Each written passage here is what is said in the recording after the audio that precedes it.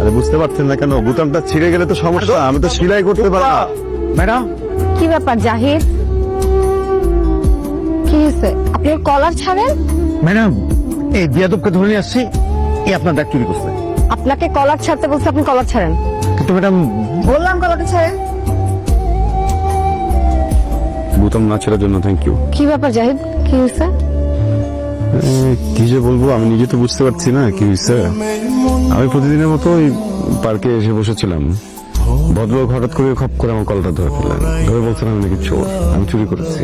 হ্যাঁ, আমি নাকি ব্যাগ চুরি করেছি। বলেন মানে কি, কেন? ওটার পিছনে একটা কারণ আছে। আমি আজকে কাজ শেষ করে একটু নদীর পাড়ে গিয়েছিলাম। নদীর পাড়ে বসতেই হঠাৎ করে খুব পরিচিত একটা ঘ্রাণ এসে নাকে বাড়িয়ে দিল। পরে ওদিক তাকিয়ে দেখি একটা ব্যাগটার কাছে যখন গেলাম, ঘ্রাণটা তীব্র হলো। আমি না সাথে সাথে বুঝে গেলাম আসলে ব্যাগটার মালিকটা কে।